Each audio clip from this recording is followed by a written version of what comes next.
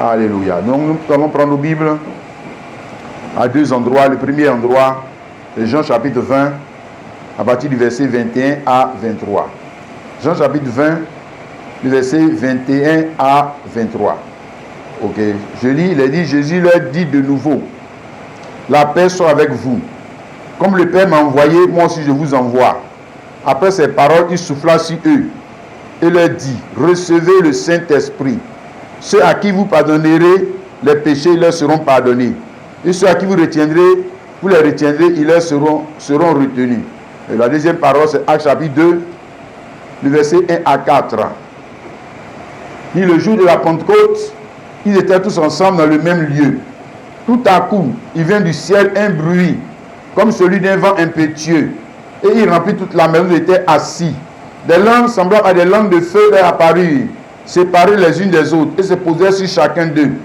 Ils furent tous remplis du Saint-Esprit et se mirent à parler en d'autres langues, selon que l'Esprit leur donnait de s'exprimer. On dit Amen. Amen. Alors ce matin, nous allons parler de ceci. La voix du souffle de vie du dernier Adam vivifie les Adams à son image. La voix du souffle de vie du dernier Adam vivifie les Adams à son image. À l'image, bien sûr, de celui qui a le souffle de vie. Hein? Ce n'est pas dit le dernier souffle de vie. Amen et amen. Voilà, nous lit les deux paroles. La première parole, ici, c'est un acte prophétique. Hein? Que Jésus est en train de poser. Comme il est dit là.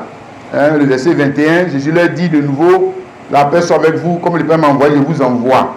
Après ces paroles, il souffla sur eux. Voilà, il souffla sur eux là. C'est ça qui est acte prophétique. Hein, et puis il dit, recevez le Saint-Esprit. Voilà, c'est une action prophétique. Hein, voilà, relative, comme je l'ai dit dans le sujet, au souffle de vie du dernier Adam. Qui a soufflé sur eux. Hein? Voilà. Qui a soufflé sur eux? C'est Jésus mort ressuscité. Jésus mort ressuscité, il est le commencement d'une nouvelle race d'hommes. Hein? Je répète, le frère. Jésus mort ressuscité, hein? Celui qui était fils là. Ok? Il devient maintenant commencement. Père. Donc c'est un Adam. Mais un autre Adam. Le dernier Adam. Donc le souffle ici, c'est celui qui a soufflé, non? Amen. Voilà. Donc c'est son souffle de vie. Hein?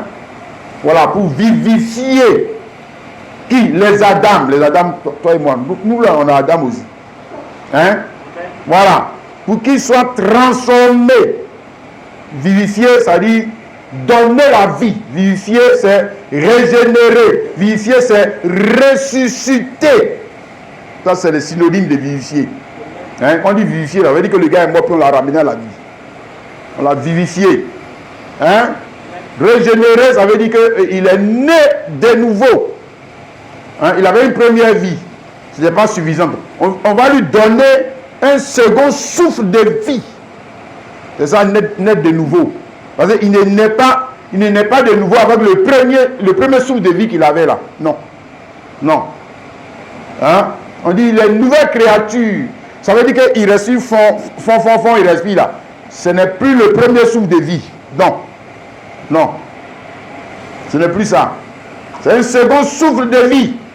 Donc, action prophétique. Hein? Maintenant, le deuxième passage qu'on a lu, c'est accomplissement de l'action prophétique. Accomplissement. Hein? Ça, le jour de la Pentecôte, il a dit, ils étaient ensemble dans le même lieu. Tout à coup, il vient du ciel un bruit comme celui d'un vent impétueux, souffle de vie. Voilà ça ici, voilà l'accomplissement. Hein? Dernier Adam, le voici son souffle de vie.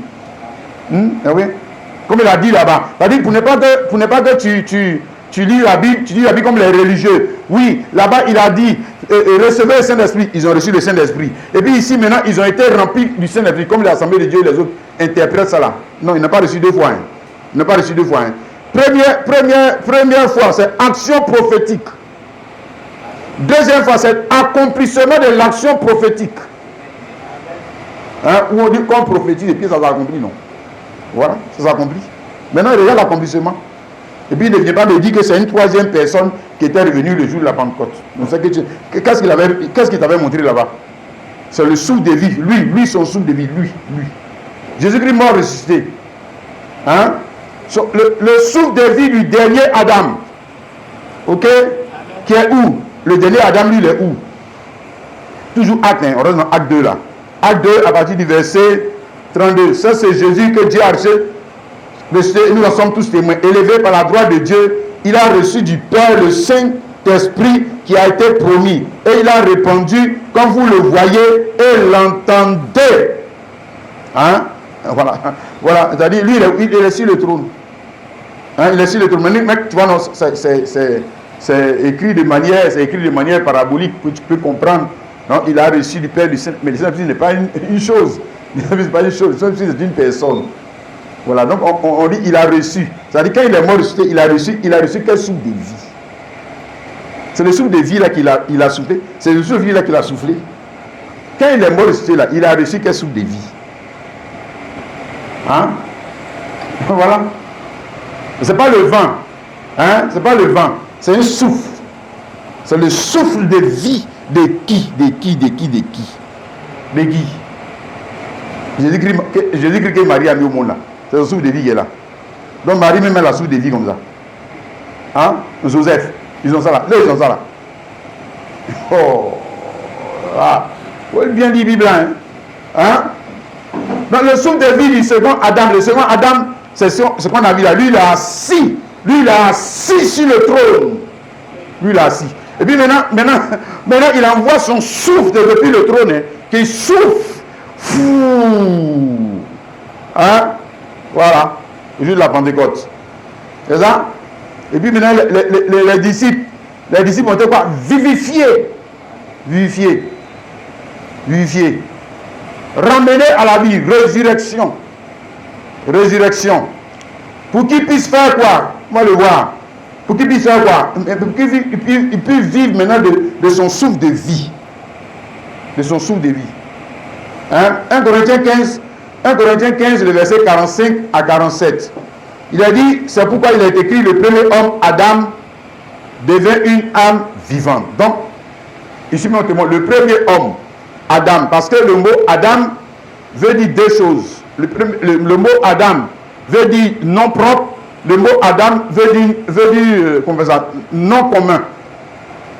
Hein? Parce que c'est ça qu'il a dit là, non? Verset 45. C'est pourquoi il a dit le premier homme. Premier homme là, c'est le premier Adam. Homme là, c'est Adam.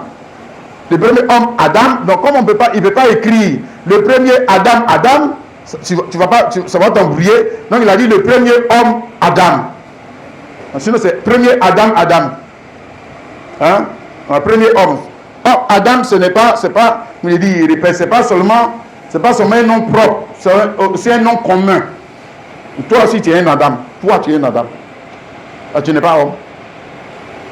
Voilà. Donc le premier homme, Adam, quand on a soufflé le souffle de vie en lui là, ça il est en train d'expliquer ici là. Voilà. Donc Genèse 2, 7. Comment il est devenu une âme vivante? Hein, Genèse 2, 7. L'Éternel Dieu forma l'homme de la poussière de la terre et il souffla dans ses narines un souffle de vie et l'homme devint un être vivant. Hein? Le souffle de vie qui est ici là, et puis pour l'autre côté là, c'est pas la même chose, hein? C'est pas la même chose, hein? Faut pas mélanger, hein? Ici là, comment on va le voir, c'est un souffle de vie qui expire. Ouais, lui là, il expire. Le souffle de vie qui est ici là, il expire.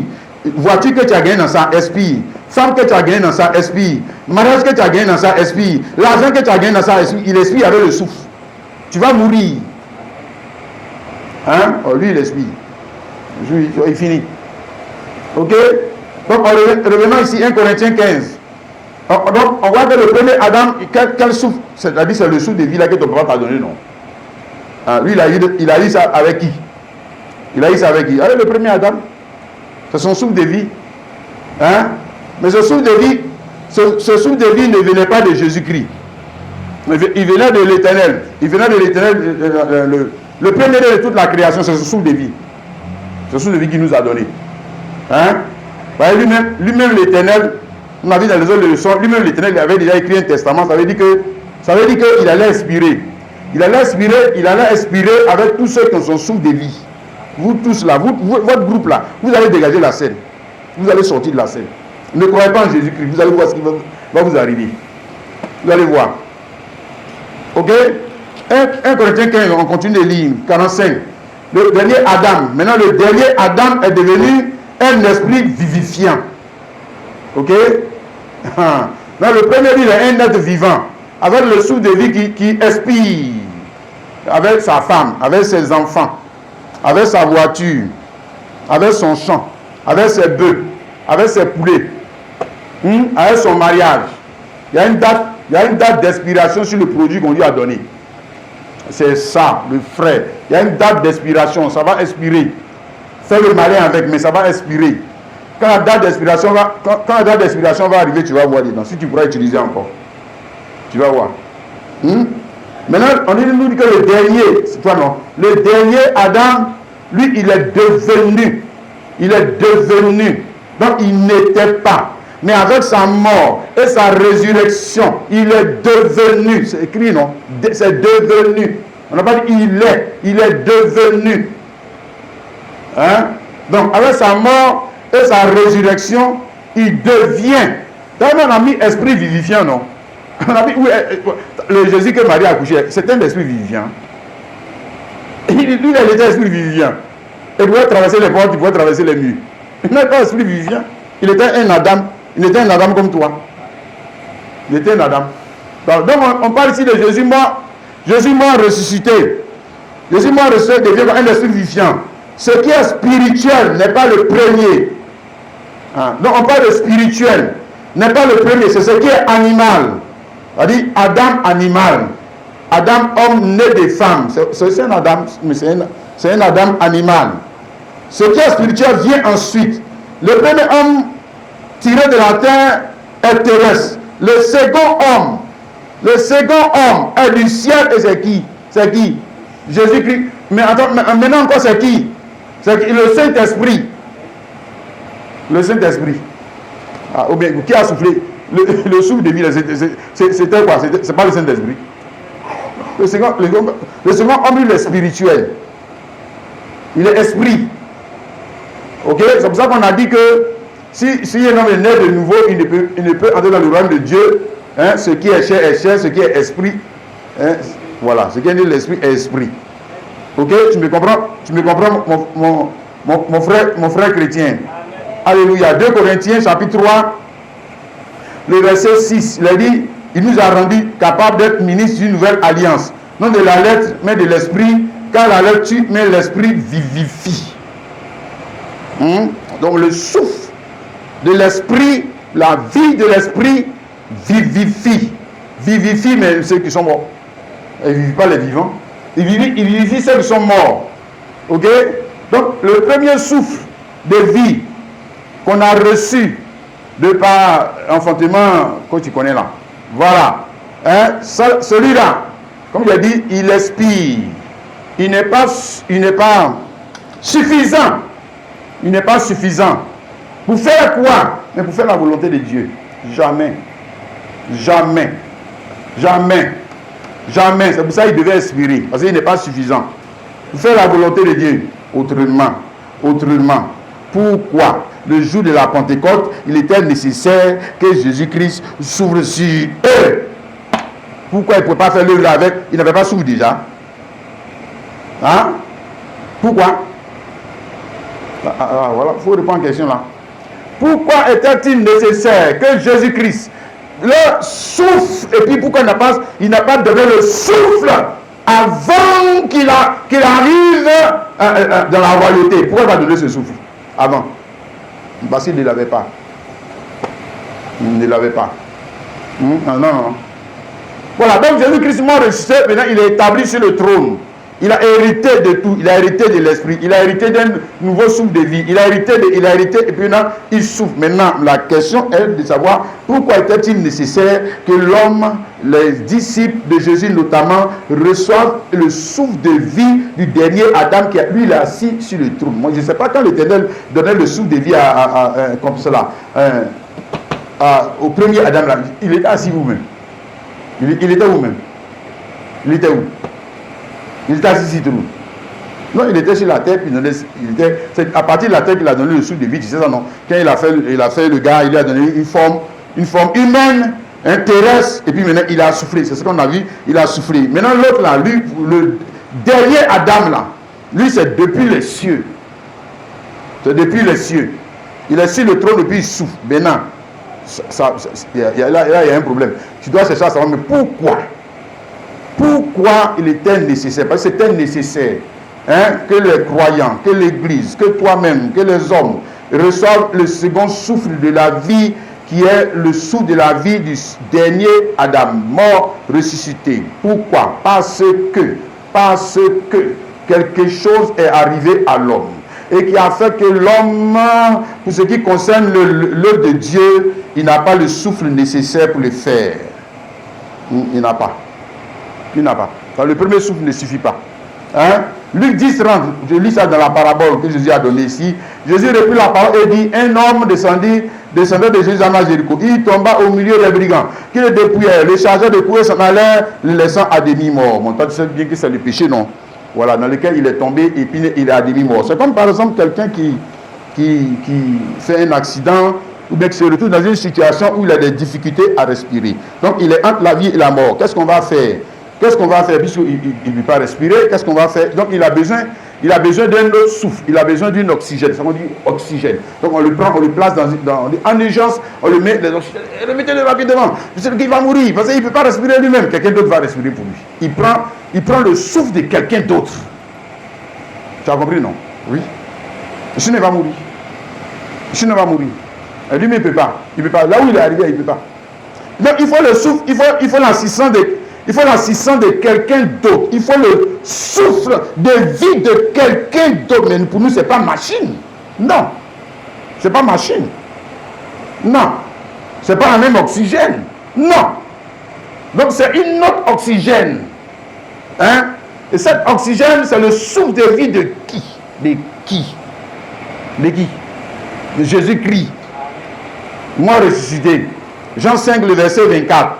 Il dit, en vérité, vous le dis, si celui qui écoute ma parole et qui croit en celui qui m'a envoyé à la vie éternelle, il ne vient point en jugement, mais il est passé de la mort à la vie. Donc la parole ou la voix qui émane de ce souffle de vie, c'est cette voix-là qui fait quoi? Qui ressuscite. Il faut être mort pour passer, il faut être mort. Sinon, on ne va pas dire que tu es passé de la mort à la vie. Tu es passé de la mort à la vie pour moi. C'est que tu étais mort. Tu étais mort. Mort, ça veut dire qu'il y a quelque chose que tu as perdu. Notamment le souffle de vie. Pour faire quoi? Mais pour dire et faire l'œuvre de Dieu. Parce que pour dire et faire quelque chose, il faut que tu aies le souffle de vie. Parce que ça, si tu es mort, comment tu vas faire? Pour parler, mais il faut que tu aies le souffle de vie. Pour agir, il faut que tu aies le souffle de vie.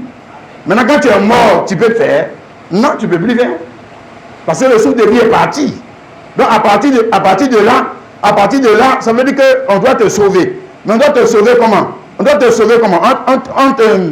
t'inculquant un autre souffle de vie. On doit te donner. Maintenant, si tu ne crois pas, ça meurs dans ton péché. C'est que tu vas mourir. Oui, si. C'est comme quelqu'un qui bon, s'il pouvait parler, ce monsieur, cet homme, on dit, on a quand même un oxygène. Et puis ses parents disent non, mais c'est qu'il va mourir. Il va mourir. Ensuite, Dieu est bon, mais lui va mourir. Jean 5, 25. En vérité, vous le dit, l'heure vient et elle est déjà venue, où les morts entendront la voix du Fils de Dieu. Et ceux qui l'auront entendu vivront. Donc la voix du Fils de Dieu. Le Fils de Dieu, c'est le dernier Adam. Donc ils entendront la voix du Fils de Dieu ou la voix du souffle du Fils de Dieu. Et quand ils vont entendre la voix du souffle du Fils de Dieu, ceux qui l'auront entendu vivront. Mais ils vont vivre de quel souffle de vie? Quand ils vivront, ils vivent maintenant avec ce souffle de vie des animaux, ils prennent pour vivre maintenant. Ils vivent avec quel souffle de vie? Puisqu'ils vivront de quoi? Ils vivront de quoi? Hein? Donc il est en train de dire que lui, sa voix, la voix qui émane de son souffle de vie, c'est la résurrection et la vie. D'ailleurs, l'évangile de Jésus-Christ, c'est la résurrection et la vie. C'est ça l'évangile. La bonne nouvelle. De ce que nous qui sommes morts, nous pouvons passer de la mort à la vie en faisant quoi? En recevant notre souffle de vie. En recevant. Maintenant, c'est maintenant. Il ne faut pas attendre, ça va expirer. Ce que Adam t'a donné là. Il ne faut pas attendre, ça va expirer. Reçois ça maintenant. Jean 11, verset 25. Jésus lui dit, je suis la résurrection et la vie. Celui qui croit en moi vivra quand même.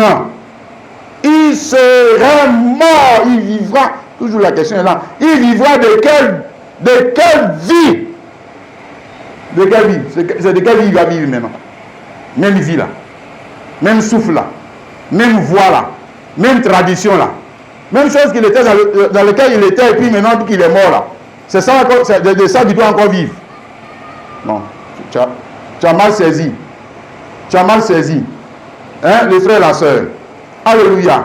Pourquoi est-il nécessaire donc que l'homme reçoive le souffle de vie qui vient de là-haut? Non, c'est le souffle de vie de là-haut. Le souffle de vie d'en bas. Pourquoi? Parce que le souffle de vie d'en bas, avec lequel les enfants d'Israël notamment faisaient l'œuvre de Dieu, n'était pas parce qu'il faut un souffle de vie pour aller prier quand même, parce que je sache.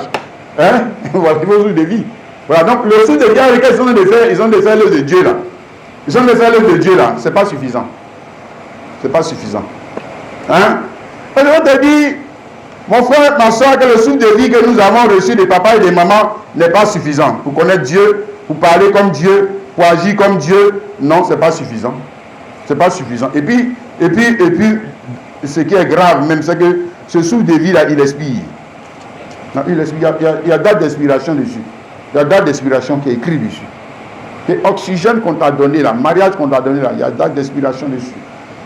Travail qu'on t'a donné. Maintenant, tu vois, nous, on est des voyous.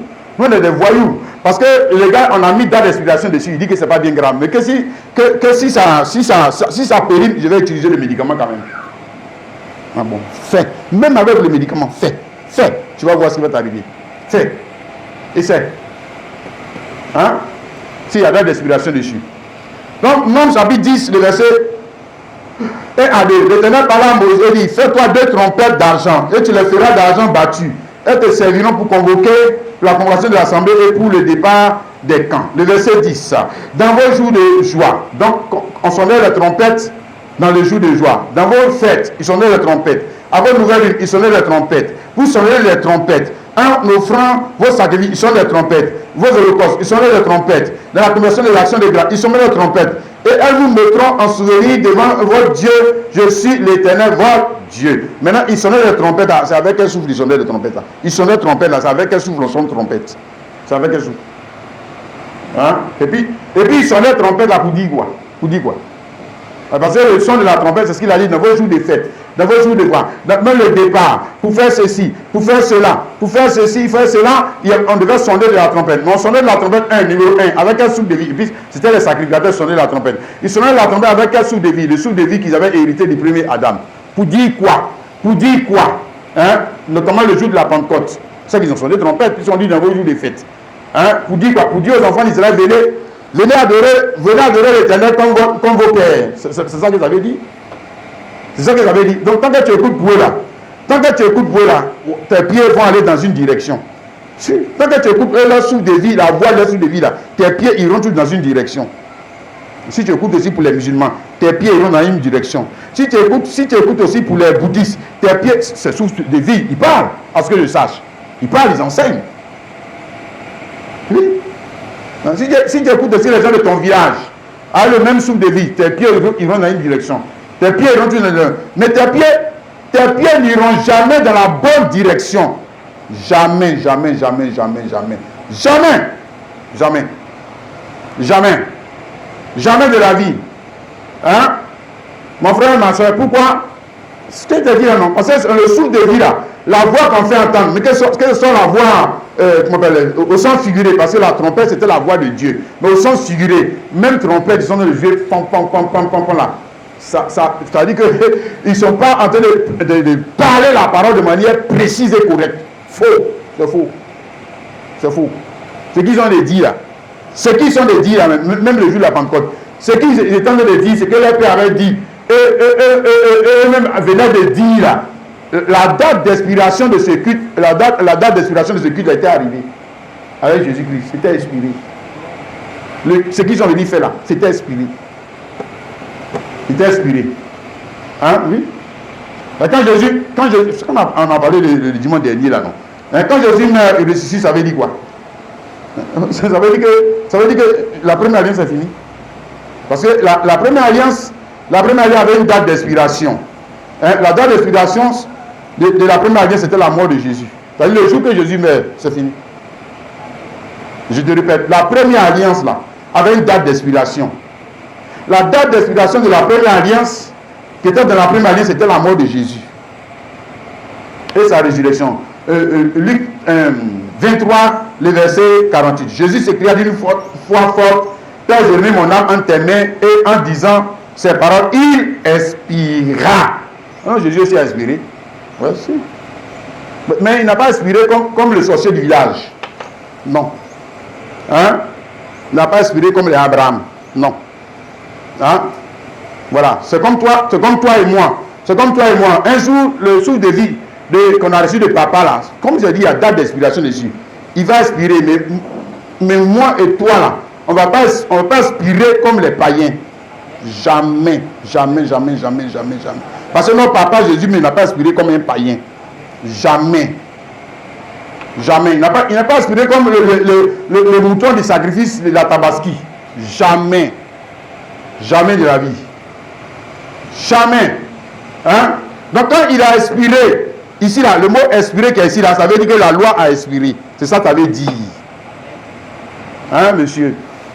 Ça veut dire que la loi a expiré. Ça veut dire que l'adoration dans leur temple là, c'est le temple même que Salomon a conçu, et puis eux-mêmes ils ont conçu, Hérode a conçu là, il y avait date d'expiration dessus. Ouais, il y avait date d'expiration dessus. Le sacrifice des animaux, il y avait date d'expiration dessus. Le sacerdoce des Lévites, il y avait date d'expiration dessus. Le salaire des Lévites, les dîmes, les prémices, c'est là que tu vois les petits rusés. Le sacrifice des Lévites, là, ils disent qu'on ne fait plus ça, mais l'argent des Lévites, là, ils disent qu'il n'y a pas de date d'expiration dessus. Et ils continuent de prendre ça. Pourtant, le ministère des Lévites, ils reconnaissent que la date d'expiration est arrivée avec la mort et la vie de Jésus. Mais et l'argent qui est derrière là?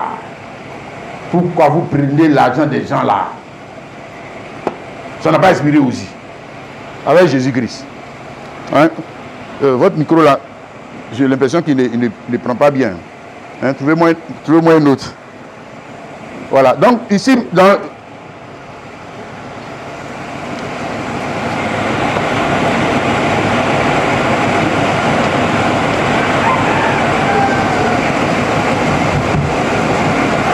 Ok, d'accord. Donc Romains chapitre 7, le verset 4. Il dit, de même mes frères, vous aussi, vous avez été par le corps de Christ mis à mort, en ce qui concerne la loi, pour que vous appartenez à un autre. Je suis des morts, avec nous portions des fruits pour Dieu. On a vu que le dimanche dernier, ça avait dit que quand Jésus-Christ meurt, la première alliance aussi ne peut pas survivre, parce qu'il y a l'un des conjoints dans l'alliance, dans la première alliance qui est mort. Hein? C'est ça Jésus-Christ qui expira. Hein? Donc le mariage là, a expiré. Okay? La relation a expiré. Adorer Dieu de cette façon a expiré. Ok? Chanter ces genres de cantiques à Dieu là, c'est fini, ça a expiré. Mais si ça a expiré, ça a expiré. Mais les enfants d'Israël, ils sont venus le jour de la Pentecôte pour continuer d'adorer Dieu dans une adoration qui avait expiré. Et aujourd'hui, c'est la même chose dans les églises. Les gens continuent d'adorer Dieu, de faire les choses de Dieu, des choses qui ont expiré. C'est-à-dire, ces gens comme le gars, il continue d'utiliser le médicament alors qu'il a bien lu, hein, c'est 2025, hein, c'est 2025, c'est pas 2026, hein, c'est 2025, il a bien dit qu'on va se débrouiller. Tu bois le médicament comme ça, tu vas mourir. Le frère, tu vas mourir. Dis ah bon, mais toi tu vas mourir. Incrédule. Tu n'as pas vu ce qu'il dit. Tu ne sais pas lire l'écriture. L'écriture qui est sur l'alliance. Tu ne sais pas lire l'écriture. La mort, la résurrection de Jésus-Christ, Ça veut dire quoi pour toi? Ça veut dire quoi? Jésus-Christ est mort, il est ressuscité, mais il n'y a rien qui a expiré. Il n'y a rien. C'est Jésus-Christ seulement qui a expiré. Aïe. Comment ça? Il a expiré avec la loi. Il a expiré avec les conséquences du non-accomplissement de la loi. Il a expiré avec la puissance de la loi du péché de la mort. Oui, il a expiré avec tout ça. Oui. Il a expiré avec la condamnation. Alléluia. C'est pour ça qu'il a dit que celui qui... il n'y a plus de condamnation à ceux qui sont, pour ceux qui sont en Jésus-Christ. Ces choses vont expirer pour nous. Ça c'est fini, c'est terminé. Tu as vu ça, mon frère, ma soeur. Donc le jour de la Pentecôte, quand les gens ont fait leur trompette, et les gens sont venus dans Actes chapitre 2, le verset 5, pour adorer le Seigneur, selon leur tradition, selon leur coutume, selon leur fête, selon leur doctrine, la doctrine de leur église, la tradition de leur église, qui avait expiré, et puis il dit qu'ils sont adorateurs. Voici. Et ils sont adorateurs. Acte 2, verset 5. Il y avait en ce jour à Jérusalem des Juifs, en pied de toutes les nations qui sont sous le ciel. Là. Hein? Voilà, ils sont sous le ciel et qui marchaient et qui agissaient selon la voie du premier souffle. Le premier souffle là. Hein? Le premier souffle là. C'est de ça qu'eux vivaient. Hein? Trompette, les fêtes, ça, tout ça c'est le premier souffle. Premier souffle. Premier souffle. Oh, alléluia. Maintenant, on nous dit que ce jour-là, il y a eu un autre souffle qui est venu du ciel. Ça que nous avons lu dans Actes chapitre 1, chapitre 2, verset 1 à 4. Je vais reprendre bien le verset 4 pour toi. On dit que tous les disciples furent remplis du Saint-Esprit et se mis à parler en d'autres langues selon que l'Esprit leur donnait de s'exprimer. Donc, quand ils ont été remplis du souffle de vie, c'est-à-dire c'est comme des gens qui sont morts. Donc, on a soufflé. La vie en eux, c'est la même chose qui est dans la prophétie là, Ézéchiel 37, si tu lis Ézéchiel 113, tu vas voir les os, les ossements desséchés. Comment il dit, ossements desséchés. Écoutez la parole du Seigneur. Après il dit, dis à l'esprit, viens des quatre vents, souffle sur ces morts. Tout ça là, ça accomplit ici. Voilà ça ici. Voilà l'accomplissement. Ça accomplit. On est dedans. Hein?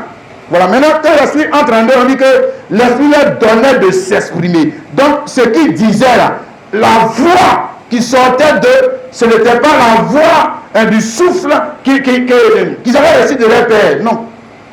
Il y a une voix qui sortait d'eux. Ils ont commencé à parler. Hein? Donc, ici. Ils ont commencé à s'exprimer. Ok? Et la voix, cette voix-là, elle émanait du souffle de vie qui était, puisqu'ils sont ressuscités. Ok? Maintenant, ils ont commencé à parler. Regarde comment ils parlent. Tu vas savoir si tu es dedans. Tu vas savoir si les églises, les gens qui disent qu'ils sont dans l'église, s'ils sont dedans. S'ils sont dedans. Regarde comment tu parles. Ce que tu dis là, émane de quel souffle de vie? Ce que tu entends me dire là, ça émane des souffles de vie des Baoulés, ou des souffles de vie des bourreaux, ou des souffles de vie des bêtés. Oui, parce que chacun parle selon le souffle de vie qu'il a en lui. Même les animaux, tu ne sais pas ça. Hein, il fait tu, mais c'est parce qu'il est vivant. Mais il a qu'un souffle de vie, puis il fait tu là. La voix là vient d'où? Hein? La voix là vient de qui? Ok? Maintenant, Pierre et les autres, remplis du Saint-Esprit, regarde, ils sont en train de parler. Alléluia. Sur le souffle de vie qu'en eux. Acte 2, le verset 38. Pierre a dit, repentez-vous et que chacun de vous soit baptisé au nom de Jésus-Christ pour le pardon de vos péchés et vous recevrez le don du Saint-Esprit. Quelqu'un dit Amen. Amen. Voilà, ça c'est voilà l'homme qui est ressuscité là. Voilà sa voix. Ah, si. Le voici ici. Sa voix, c'est la voix de la résurrection et de la vie. Maintenant, comment il peut parler comme ça si lui-même n'a pas été vivifié? Comment? Parce que comment le premier Adam pouvait-il commencer à parler, à marcher, s'il n'avait pas reçu le souffle de vie de l'éternel Dieu? Il va parler comment? Il sait que c'est un cadavre. Voilà. Donc quand il reçoit le souffle de vie de l'éternel Dieu, et puis maintenant il commence à nommer les animaux, il commence à agir selon le souffle de vie qu'il a reçu. Tu as compris?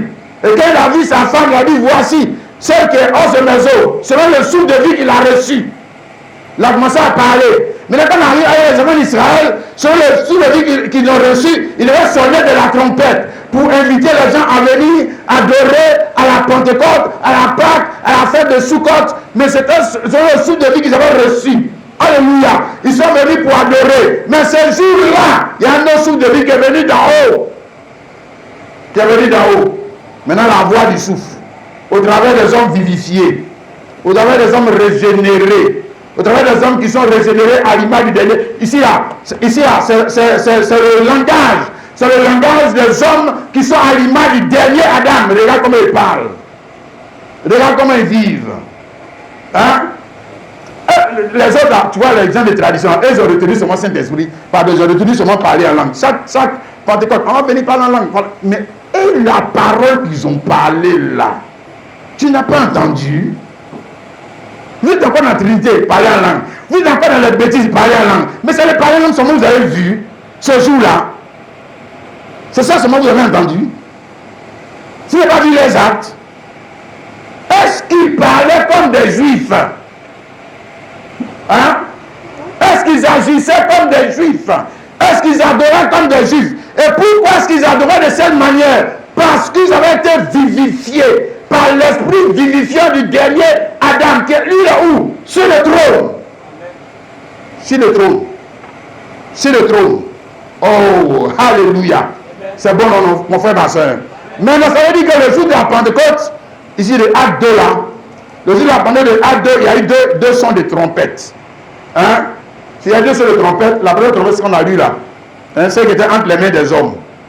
C'était entre les mains des sacrificateurs. Nombre 10 là. On dit fais-toi 2 trompettes d'argent. Et puis les sacrificateurs vont sonner. À chaque fois qu'ils sonnent. Donc, premier son de trompette. Ici, ils ont sonné. Trompette, comme d'habitude. Et quand tu entends, je dis, quand tu entends la trompette, tes pieds vont quelque part. Tes pieds vont quelque part. Il y a une convocation. Quand tu entends aussi pour le monde, et puis tu t'es. Quand le monde fait pas que nous, et puis tes pieds vont là-bas, là, ça montre qui tu es. Ça montre qui tu es. Quand le monde sonne un événement, et puis tes pieds vont là-bas, là, ça montre qui tu es. Faut pas te mentir, tu n'es pas encore dans la race des seconds Adam, ou bien tu es encore dans la race des premiers Adam. C'est pour ça que quand ils font leurs événements, tu es concerné. Tu es concerné. Là, ici, acte 2, 1, le jour de la Pentecôte, ils étaient tous dans le même lieu. Donc, ceux qui attendaient la vivification de leur corps pour passer du monde ancien au monde nouveau, là, ils étaient ensemble dans le même lieu. Et les autres, là, quand ils ont entendu trompette traditionnelle et entre les mains des hommes, instrument entre les mains des hommes, ils sont allés là-bas. Mais pourquoi vous partez là-bas? Parce que tu es un juif, parce que tu es un baoulé, parce que tu es un bêté, tu n'es pas un chrétien.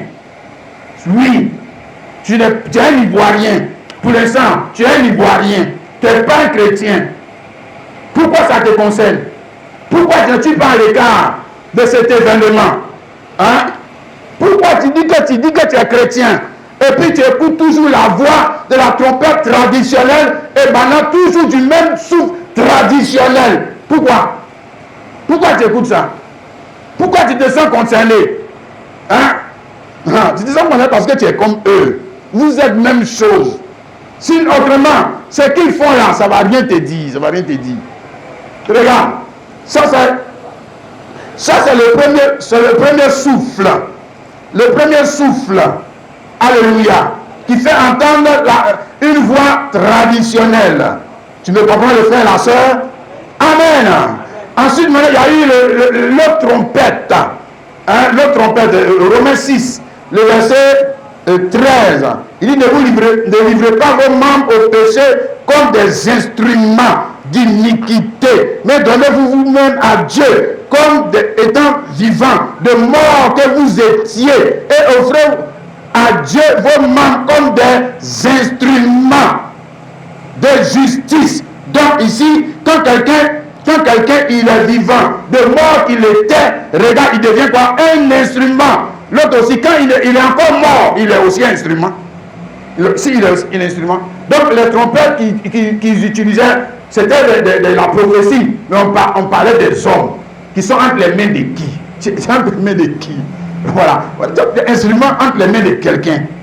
ou entre les mains de l'esprit, et entre les mains du monde, entre les mains de la tradition, mais entre tes propres mains. Toi-même, tu peux être instrument de tes propres mains. Oui, entre tes propres mains.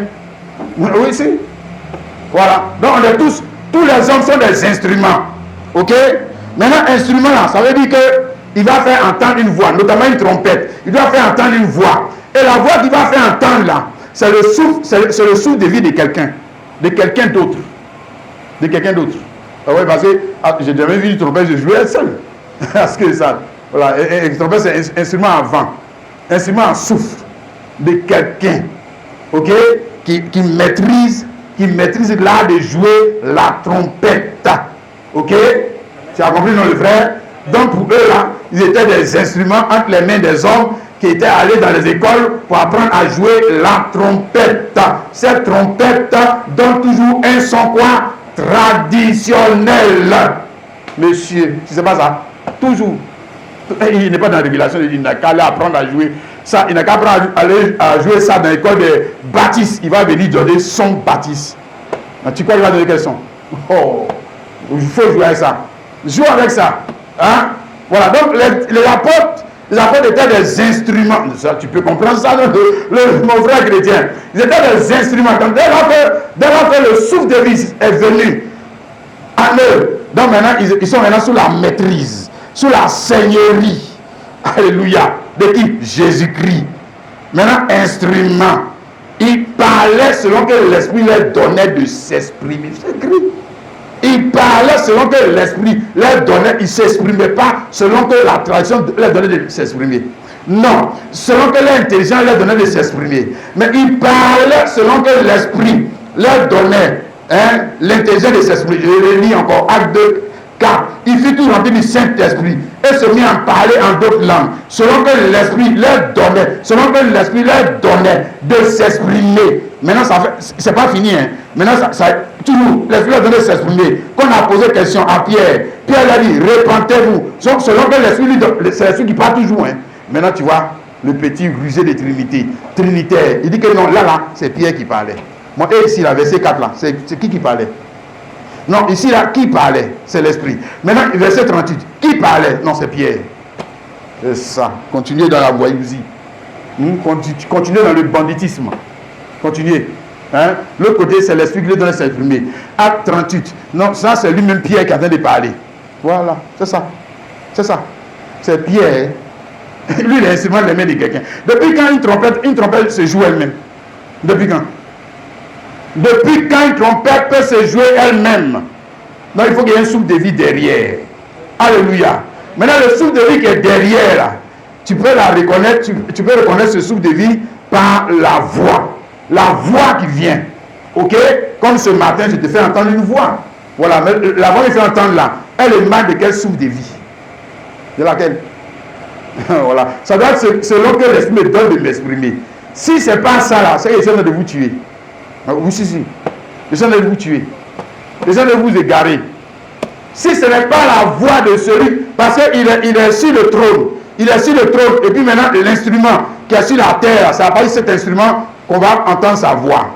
N'est-ce pas? Deux, c'est à partir de cet instrument qu'on le voit. Donc, il y a le son et puis il y a l'image. Si, il y a le son et il y a l'image. Parce que tu es son instrument aussi, poste téléviseur, télévision ou vision. Ok? On a le son, on a l'image. On a le son, l'image de qui? Mais de celui qui est assis au ciel là. Au ciel là, au travers de qui? Celui qui a le même souffle de vie. On voit. On voit ça. Hein? C'est pas une affaire, on va dire que non, qui est mort qui est venu? Qui est mort qui est venu? Non. Non, lui là, il reproduit les choses de la station à laquelle il est connecté, le ciel. Le ciel. Le ciel. Est-ce que tu vois ça, mon frère chrétien? Alléluia. Amen. Comme il a dit, le premier souffle de vie qui a donné la loi de Moïse. Si c'est le premier souffle de vie qui a donné la loi de Moïse. C'est le souffle de vie de l'Éternel Dieu. Parce que ça a donné la loi de Moïse. C'est pas le souffle de vie de Jésus-Christ.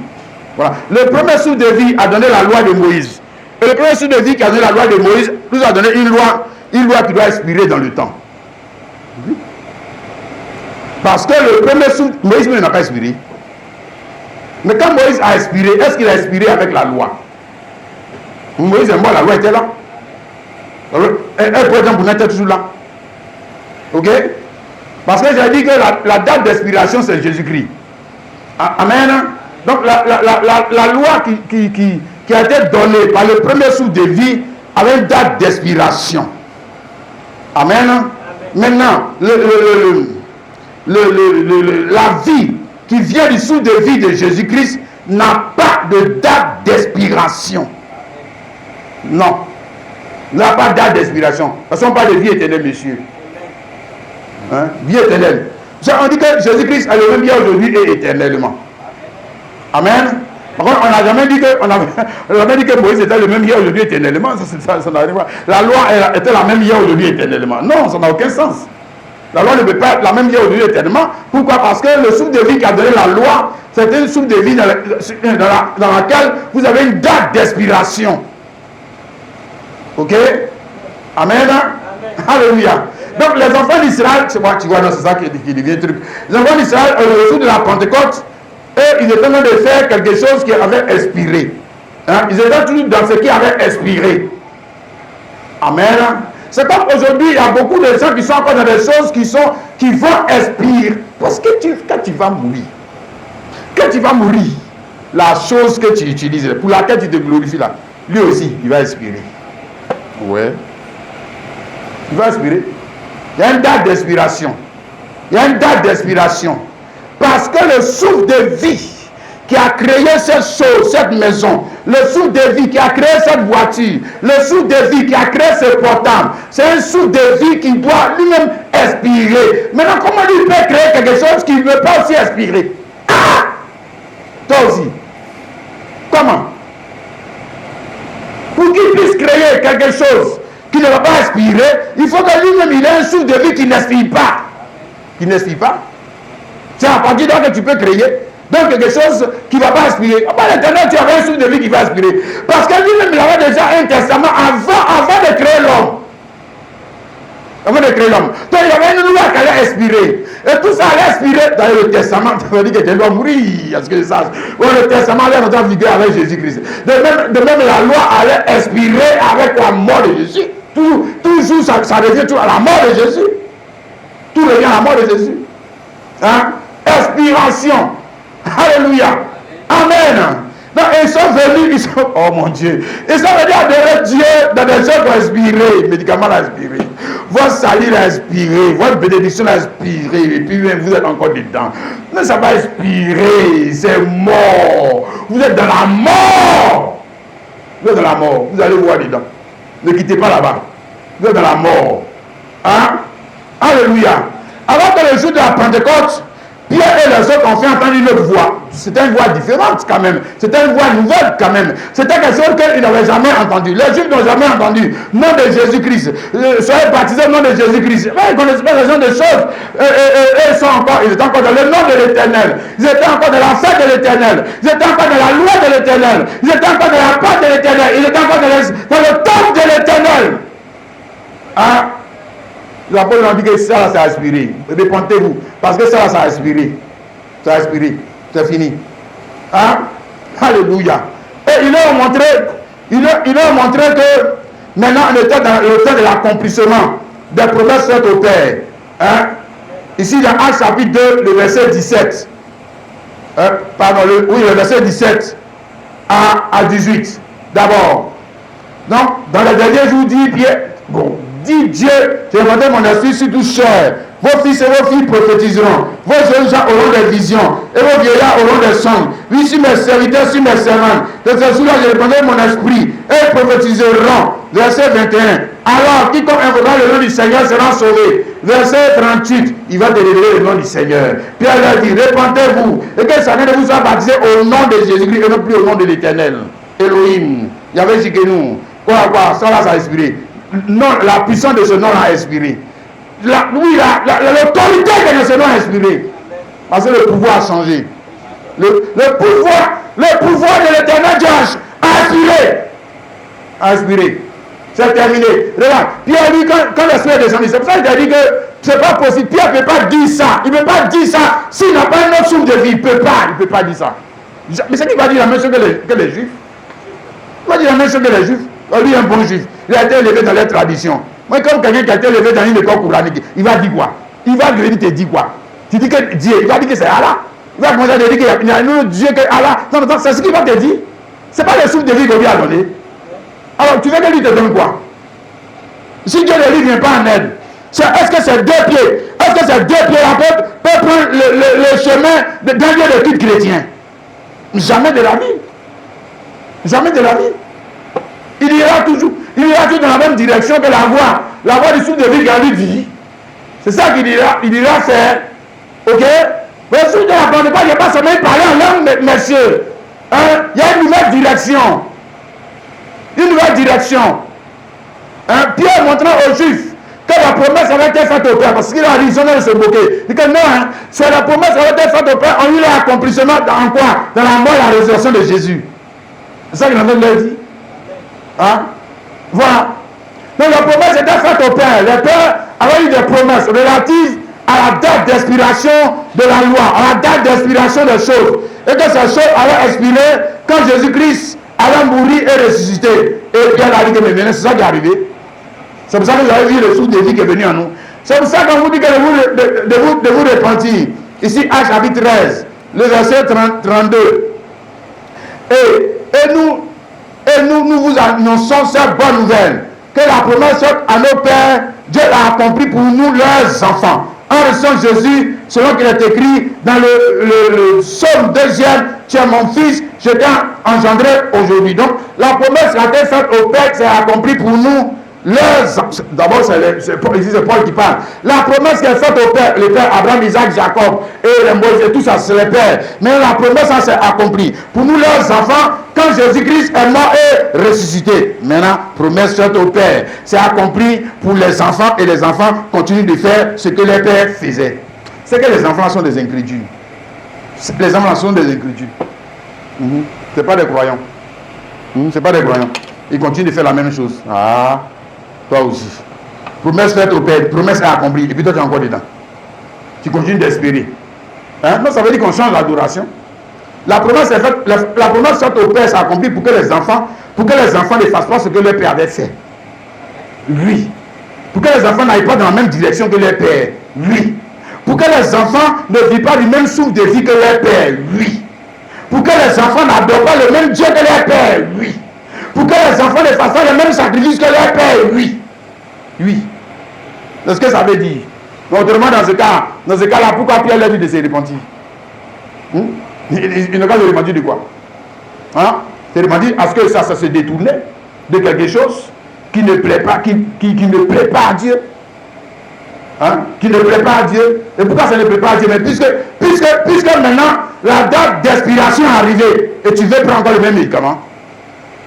Ça plaisait quand la date d'expiration n'était pas arrivée. C'était bien, tu peux faire. Maintenant la date d'expiration est arrivée, tu continues de faire la même chose. Et puis on dit que non, comme Abraham avait fait. Et il avait 1000 femmes, l'autre il avait 1000 femmes, l'autre avait 1000 concubines, je ne sais quoi que ce soit. C'est que nous aussi on peut faire. Mais ça, en général, c'est des gens qui ont des problèmes. Même il a un problème, même comprend la Bible, il a un problème même avec Dieu, il a un problème avec l'alliance. Ce que tu es en train de dire là, c'est le même souffle de vie que Salomon avait. Il disait ça. Il faisait ça. Toi, tu as le souffle de vie qui vient de celui qui est le dernier Adam. Et tu dis la même chose que Salomon. Oh, j'ai de la peine pour toi. J'ai vraiment de la peine pour toi. Et toi, tu parles comme Salomon. Tu parles comme David. Et donc, Pierre, le jour de la Pentecôte, il s'est trompé. Vous lui avez dit que non, arrêtez ça. Pourquoi arrêter ça? Parce que ce que vous demandez de faire là est dépassé, c'est démodé. C'est démodé. C'est démodé. C'est démodé avec la mort et la résurrection de Jésus. Quelqu'un peut comprendre ça, non? Tu dis Amen. Alléluia. Et Ésaïe chapitre 42, le verset 9. Le verset 9 à 10. Il avait parlé de ce temps-là. Nous sommes en train de parler dans lequel nous sommes d'ailleurs. Voici les premières choses sont accomplies. Et je vous annonce de nouvelles. Avant qu'elle arrive, je vous l'ai prédit. Chantez à l'Éternel un cantique nouveau. Chantez ses louanges aux extrémités de la terre. Donc la première chose sont accomplies. Pas du temps de d'Ésaïe, à ce que je sache. Non. Les promesses faites au Père ne sont pas accomplies au temps du temps d'Ésaïe.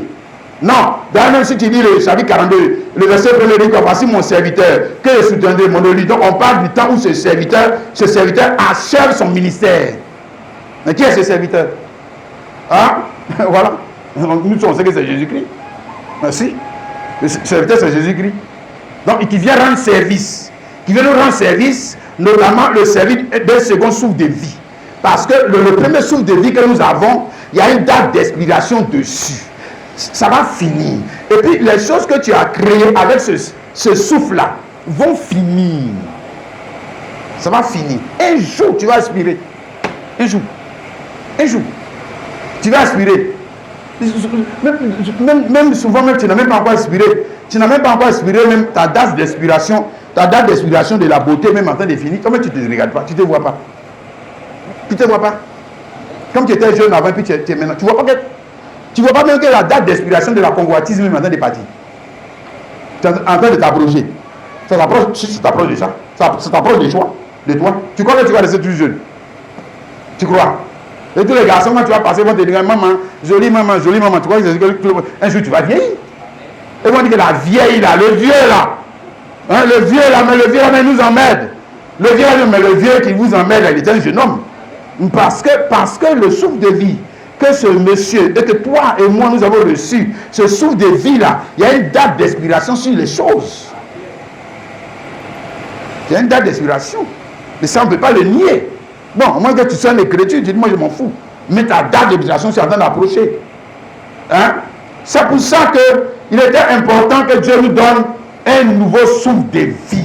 Par la mort et la résurrection de Jésus-Christ, de ce serviteur, on dit que les premières choses sont accomplies. Donc les premières choses sont accomplies. Mais si on dit premières choses sont accomplies, et puis on est encore dans les premières choses, on dit que c'est accompli, mais on continue de faire. Aïe. Si c'est accompli, c'est qu'on passe à une nouvelle chose. On passe à une nouveauté. Et la nouveauté là, c'est la vie de Jésus. C'est ça la nouvelle vie. Nouveau souffle de vie. Alléluia. Pour créer des nouveaux Adam. C'est une nouvelle race, une nouvelle espèce d'hommes. Tu as compris? Et on les reconnaît par leur voix. Par leur voix. Ils ne parlent pas comme les Baoulés. Jamais. Pas comme les Ivoiriens. Pas comme les Américains. Pas comme des Français. S'ils sont plus Français, ils sont plus Américains, ils sont plus Ivoiriens. Ils appartiennent à la nation d'en haut. Ils sont nés d'en haut. Ils sont nés d'en haut. Ils parlent comme les gens de leur patrie. Ils agissent comme les gens de leur patrie. Ils montrent la coutume et les traditions de leur nation. De leur nation. De leur nation. Parce qu'ils vivent maintenant d'un autre souffle de vie. Oh, alléluia. Je vous annonce de nouvelles choses. Je vous annonce de nouvelles choses avant qu'elles n'arrivent. Je vous les prédis. Chantez à l'Éternel un cantique nouveau. Mais il dit chanter à l'Éternel un cantique nouveau. Ça veut dire qu'on continue de chanter l'Éternel. C'est ça. On dit chanter à l'Éternel un cantique nouveau. Et on continue de chanter l'Éternel. Et ça, c'est cantique nouveau. Même je veux dire que mais le bon sens même te manque. Le bon sens même te manque. Tu continues de chanter l'Éternel. Et tu dis que tu es en train de chanter un cantique nouveau. Aïe. Oh. Ah!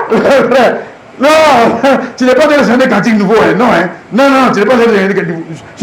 Sinon, nouveau, là, qu'on me dise nouveau, ça veut dire quoi? Nouveau, ça veut dire quoi? C'est même chose nouveau. Ou bien, je ne sais pas comment on va dire ça. Même chose nouveau, ouais. Non? Nouveau, ça veut dire que ce n'est plus la même chose. Monsieur.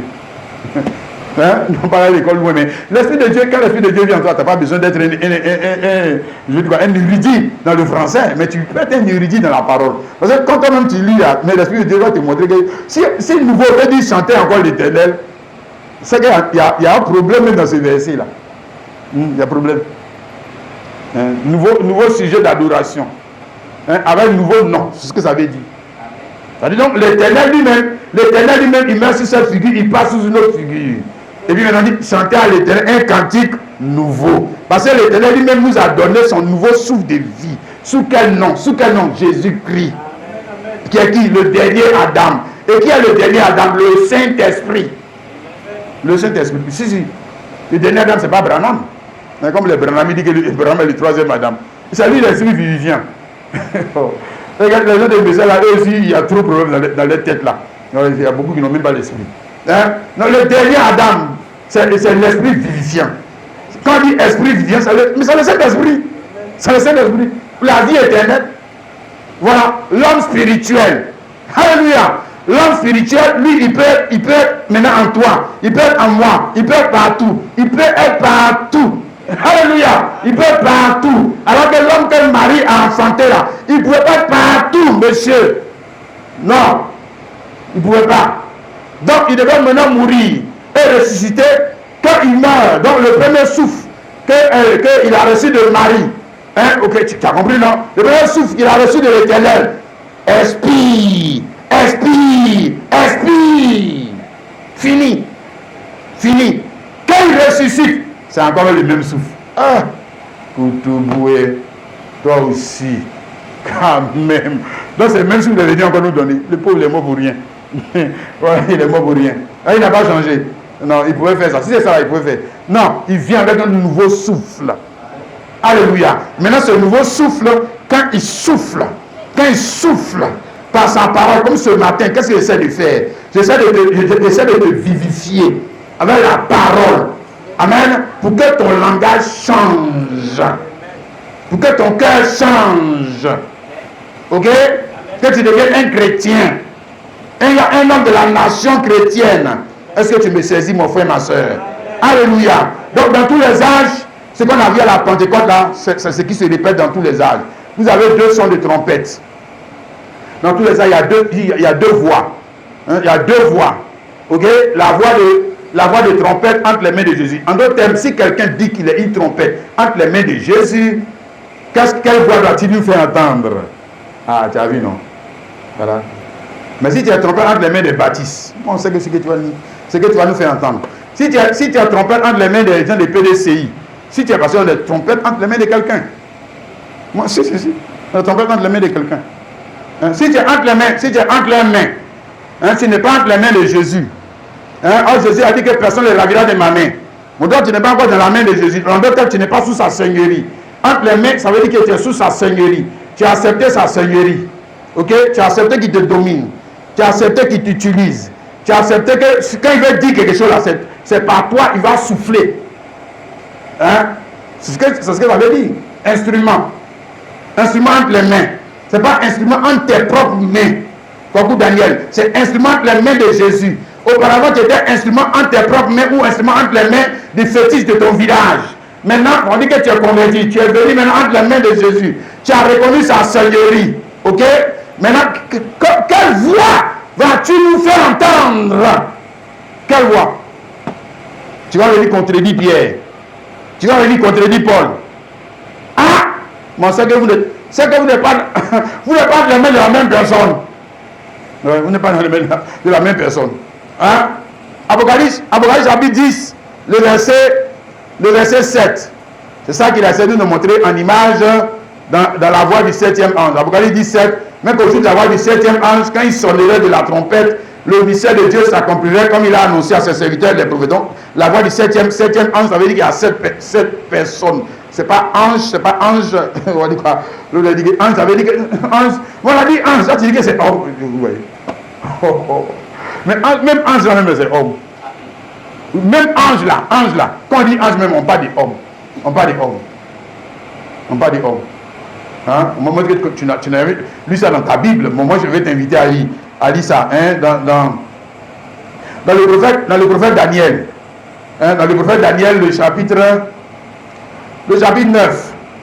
Hein? Le prophète Daniel, le chapitre 9, le verset 21. Il dit, je parlais encore dans ma prière. Quand l'homme c'est Adam. Hein, tu comprends ça, non? Quand on dit homme, là, on parle d'Adam. C'est un Adam. Ok? Quand l'homme, Gabriel. Donc quand l'Adam, on appelle Gabriel. Ok? Que j'avais vu dans une vision, ça besoin de moi d'un vol rapide au moment de l'offrande du soir. Vous comprenez? Voilà, donc il ne faut pas s'attembrouiller. Tu vois, avant les gens nous ont menti. Hein. ils nous enseignent la Bible de telle manière qu'on n'arrive même plus à comprendre le langage de Dieu. On n'arrive même plus à comprendre.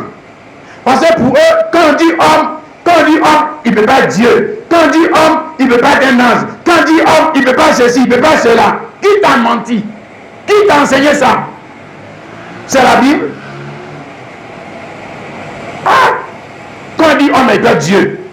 Dieu lui-même, homme. Adam. Quand on dit serviteur, il peut être Dieu lui-même. Quand on dit créature, il supporte encore Dieu lui-même. Pourtant on dit créature. Vos pères vont t'embrouiller. Maintenant, si tu as le Saint-Esprit, Dieu va t'amener à comprendre ce que ces mots veulent dire quand ils sont relatifs à lui. À lui. Ça veut dire quoi? Créature. Quand on dit Dieu, et puis on dit encore créature, ça veut dire quoi? Hein? Mais quand on parle de homme, je vais te montrer dans la Bible, homme, ça veut dire ange aussi. C'est pour ça que quand Dieu a dit, Genèse 1,28, Genèse 1,26, pardon, faisons l'homme en ordre, il m'a dit que Jean, il parlait avec son fils Jésus-Christ et puis le Saint-Esprit. Moi, quand ils étaient trois, mais eux, les anges, ils ne sont pas hommes aussi. Ils ne sont pas des hommes. Donc, faisons l'homme en ordre, il parlait de qui et qui. Les anges ne sont pas des hommes. Lui-même qui parlait là, lui-même qui parlait l'éternel Dieu, il n'était pas un homme. Et puis il parle. Les théologiens veulent venir nous embrouiller là. Hein? Le frère, regarde. Ange, ici, Abraham 17 là, ange là, là ce n'est pas un Adam céleste, c'est un Adam terrestre, un homme terrestre. Maintenant, trompette, ça veut dire qu'il est un instrument. Il est un instrument entre les mains de celui qui joue la trompette, monsieur. Il est un instrument entre les mains de quelqu'un. Ok? Maintenant, comme il n'est pas un instrument entre les mains d'une théologie morte, regarde, écoute sa voix, écoute sa voix. Écoute sa voix. Et si tu veux être vivifié, si tu veux être vivifié dans ton temps, n'écoute pas n'importe quelle trompette. Non. Tous les pasteurs, tous les prophètes, tous les certains sont des trompettes. Mais ce n'est pas n'importe quelle trompette qui va t'emmener dans la bonne direction. Jamais. Jamais. Jamais de la vie. Il faut comprendre ça. Mon frère chrétien. Hein? Apocalypse chapitre 3, le verset 22. Il dit que celui qui a des oreilles entend ce que l'Esprit dit aux églises. Donc que celui qui a des oreilles, on parle toujours de la voix de la 7e trompette, parce que la voix de la 7e trompette ne se limite pas seulement à Branham. C'est pas vrai. C'est pas vrai. C'est pas vrai. C'est frère Branham et tous ceux qui sont appelés à faire connaître le souffle de vie ou la voix du souffle de vie de Christ dans le jour. Donc la voix du souffle de vie de Christ dans le jour doit être connue. Doit être connue au travers de qui? Au travers des trompettes, des hommes, des femmes, ok, qui sont sous la seigneurie de Jésus-Christ, qui ont reconnu que le Dieu du ciel et de la terre, c'est Jésus-Christ. Et ils sont assis dans la connaissance précise et correcte de leur royaume. Ils peuvent te faire entendre la voix de la trompette pour faire quoi? Te vivifier. Et si tu ne veux pas écouter cette voix, c'est que tu vas mourir dans ton péché. Tu vas mourir dans ton péché. Tu vas t'étonner. Hein? Que celui qui a raison, moi, c'est que la fille dit esprit ici là, ça veut dire qu'il y a un homme qui parle, monsieur. C'est qu'il y a un homme, mais la fille parle au travers de qui? Au travers de qui? Quand la sœur est venue au jour de la Pentecôte, on dit que c'est celui qui a des oreilles entend ce que l'Esprit dit aux églises, et puis maintenant il ne veut pas écouter Pierre. Et puis il dit que non, nous c'est pas le Saint-Esprit, on ne veut pas écouter, c'est Pierre, on ne voulait pas écouter. Mais l'Esprit parlait au travers de qui? Il parle au travers de qui? Hein? Mais il est au ciel, mais lui parle au travers de qui sur la terre? Qui est son instrument? C'est-à-dire qui est son poste téléviseur? Qui est son poste récepteur de la voix et de l'image? C'est qui? C'est qui? C'est au travers de cet homme, au travers de cette femme, que tu vas voir, entendre Jésus-Christ dans ton jour. Ok? Amen. Et puis maintenant, il y a la voix de la trompette traditionnelle. La voix de la trompette traditionnelle dit qu'elle émane toujours du premier souffle de vie. Eux là, ils ne sont pas nés de... Mais ils sont aussi... On les appelle pasteurs. On les appelle, mais écoute ce qu'ils sont en train de te dire. Écoute. C'est pas différent de ce que le monde dit. C'est pas différent de ce que les Juifs disaient. C'est pas différent. Pourquoi? Mais parce que ils sont des trompettes entre les mains de Jésus-Christ. Ils sont les trompettes entre les mains de qui? Du monde. De l'esprit du monde. De l'esprit du monde. Aïe. Alléluia. Donc ce que je vais te dire, c'est que ce qu'un homme va faire et dire dans le temps montre, s'il est numéro 1, les mains de qui? Qui t'anime? Qui t'anime? On va dire, c'est quel esprit qui t'anime? C'est quel souffle de vie qui te fait vivre? Qui te fait vivre? C'est celui qui te fait vivre là, c'est sa voix que tu vas prononcer. Et puis ce sont ces actes que tu vas nous montrer. Parce que toi-même là, tu es un poste récepteur et une télévision de quelqu'un. De l'esprit qui te contrôle. L'esprit te contrôle. Donc si l'esprit te contrôle, si l'esprit te contrôle, aime les rouges à lèvres, aime les choses du monde là. Mais lui il est du monde. Lui, s'il est du monde. Donc tu ne peux qu'exprimer ses attributs. Et puis maintenant, comme toi, tu es un religieux, tu vas dire que mais le grand pasteur dit que ce n'est pas un péché. Le grand pasteur va dire que ce n'est pas un péché. Donc moi, c'est comme je suis. Moi, je ne vais pas faire un petit pasteur. C'est ça. Continue. Continue. Si c'est ça, être chrétien, si c'est ce qu'ils ont de faire, c'est ça, être chrétien. Le pauvre Jésus. Le pauvre Jésus. Oh non, il est mort pour rien. Ah, si, parce que ça, votre christianisme, votre voix ne vivifie personne. Ne vivifie pas quelqu'un. Hein? Il vient prostituer, il est encore prostitué. Il vient avec les mèches, il est encore dans ça. Il vient avec les pantalons, maintenant ils sont dans quoi? Pété, tout ça. Il vient avec les collants, à l'argent, ils sont encore dans ça. Et des aveugles. Moi, je s'assois dans l'église de quelqu'un comme ça. Toi, tu n'as pas envie d'aller au ciel. Tu n'as pas envie on va dire que tu n'es pas prédestiné à y aller. Ce que tu fais et tu dis dans ton temps émane d'un souffle de vie. Numéro 1, du souffle de vie de qui? Du premier Adam ou du second Adam? Parce qu'il y a deux souffles de vie. Il y en a deux. Le premier Adam, là, c'est ça que nos parents nous ont donné, c'est ce souffle de vie. Pour faire et dire les choses qui sont relatives à la tradition de ton village. C'est ce que tu vas faire. Ok? Amen. Donc maintenant le second souffle de vie. On va le reconnaître au travers de quoi? Mais ce que tu dis, ce que tu fais, ce que tu dis et tu fais, on sait si tu fais partie de la race, tu fais partie de la race des derniers Adam. Ça c'est la race nouvelle, la race la plus évoluée. Ok? Amen. Les autres races là, c'est comme les portables et les séries de portables ou les iPhones qui sortent. Plus les années passent, la première série est démodée. On sort il est démodé. On sort il est démodé. On sort il est démodé. Il est démodé pourquoi? Parce que le souffle de vie qui est dans la personne qui a créé ce portable-là n'est pas éternel, il est expirable. Donc tout ce qui va sortir de lui là, expirable. C'est pour ça que quand tu vas avoir ce iPhone, mais tu vas avoir cette voiture, tu vas avoir cette chaussure, c'est pour un temps. La convoitise, c'est pour un temps. La gloire, c'est pour un temps. Et puis ça expire. Ça expire. Parce que tu fais partie d'une race d'hommes qui est en train d'aspirer. Passez. Votre groupe là, vous êtes en train de passer. Non, si, c'est comme ça. Avant Mercedes 190, tu as ça, on dit que tu as voiture. Aujourd'hui, on te donne ça, tu as dit que je ne veux pas. Tu vas dire que non, que tu me prends pour qui? C'est quelque chose qui est démodé. Moi, je veux nouveau. Maintenant, quand on arrive dans la vie éternelle, c'est démodé là. C'est ça, il va nous dire que c'est ça qui est nouveau. C'est ça. Vous pouvez tromper les enfants du diable, mais pas nous. Je ne sais jamais. Hein? 1 Corinthiens 15, je reviens encore là.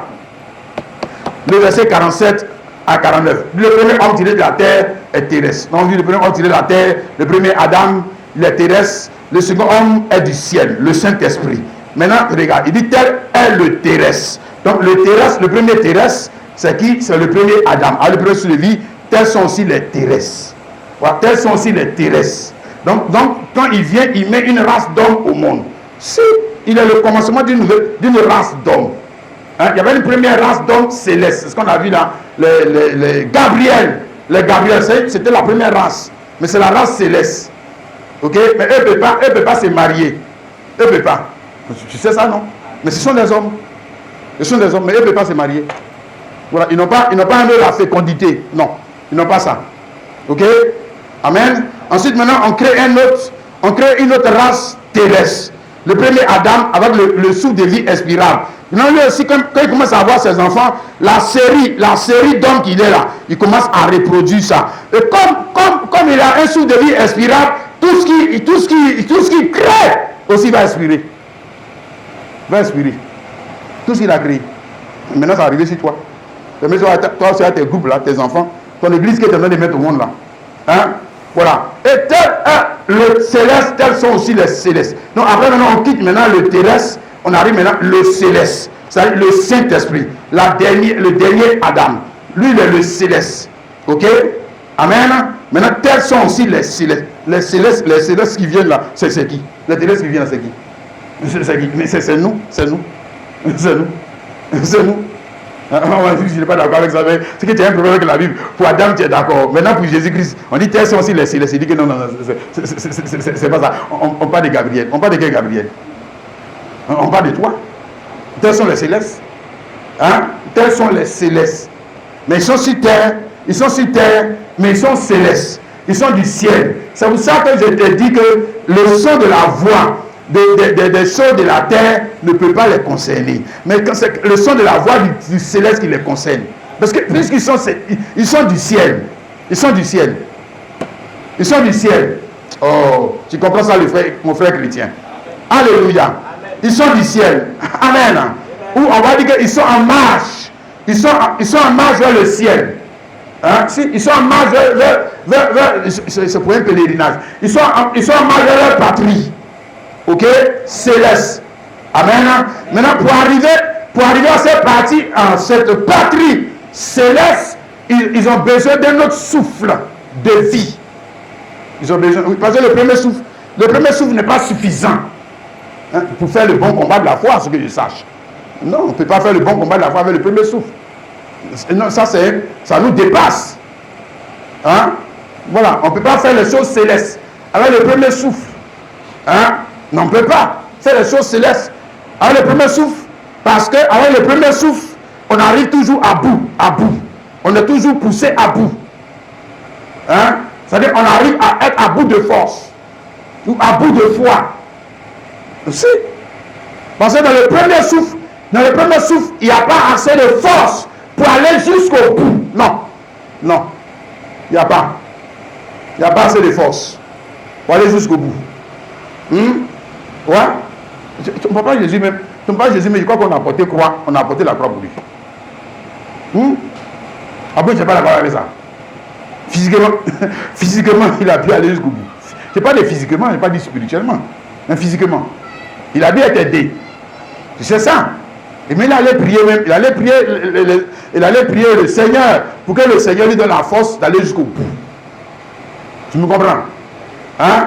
Voilà. Parce que le premier souffle de vie là, le premier souffle de vie là, il est insuffisant. Ce que je veux dire. Il est insuffisant pour aller jusqu'au bout. Il est insuffisant. Hein? Vous ne pouvez pas dire pour achever la course. Oh, toi et moi, nous sommes appelés à achever la course. Celui qui persévère jusqu'à la fin sera sauvé. Donc, nous ne sommes pas des gens, nous ne sommes pas les gens là, comment on dit, et la fin du show vaut mieux que son commencement. Donc, les gens qui sont dans le commencement, qui ne sont pas dans la fin. Nous, on n'est pas dans ça. Donc, ils ont commencé. On va dire, ils ont bien commencé. Ils ont fini comment? Ils ont bien commencé, ils n'ont pas pu finir. Ils ont bien commencé, ils ne peuvent pas finir.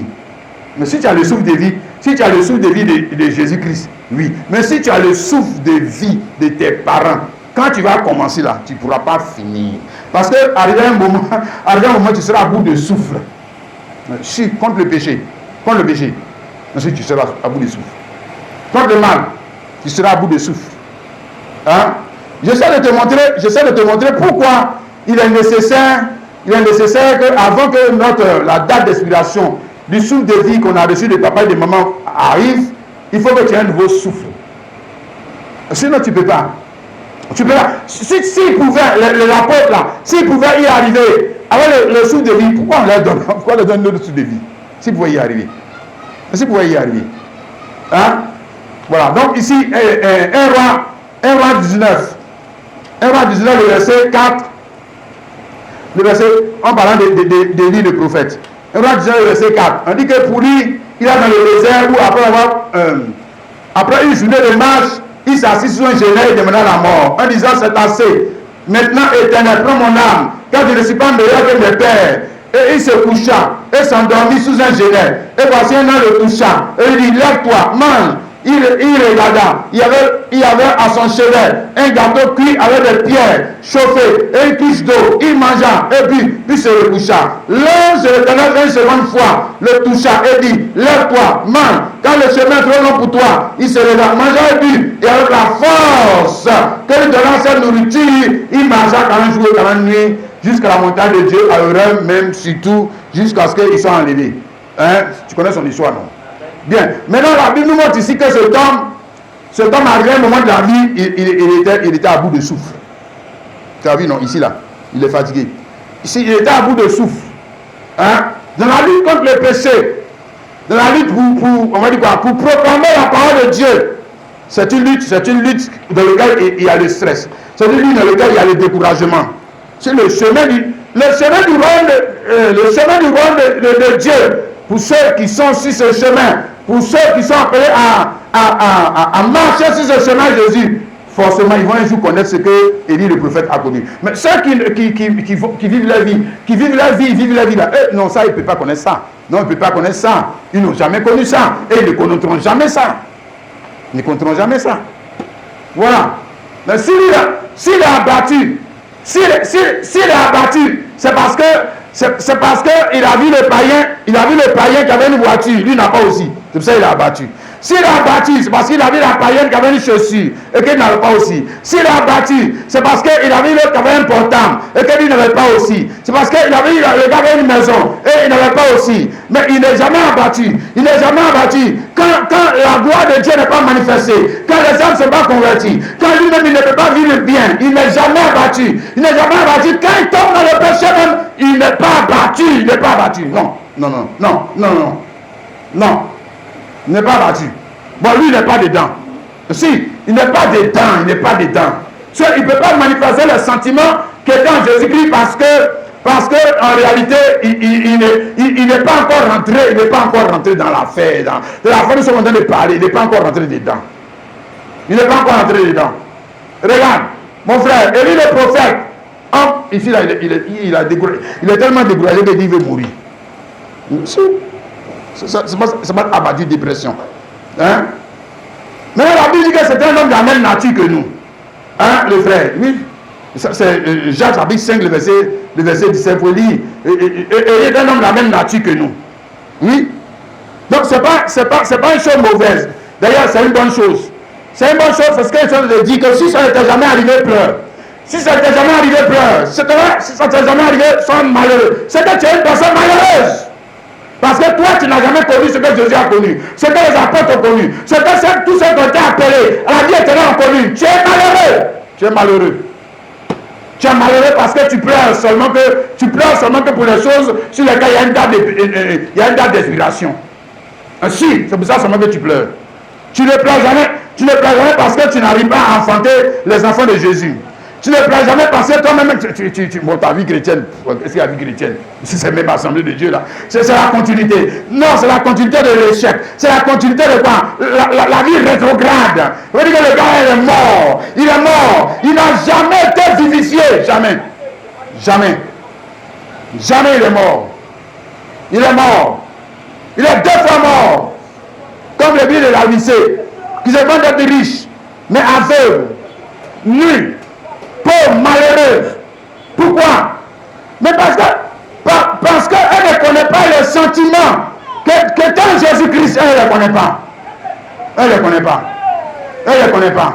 Regarde, ici, là, le prophète Élie, c'est la figure imparfaite de la parole relative à Christ. Parce que ça, là, Jésus même a connu ça. Ici, là, Jésus a connu ça. Au jardin de Gethsémani, il a connu ça. Merci. Il était triste. Hein? Il était triste. Attends, je vais lire ça pour toi. Matthieu 26, le verset 37.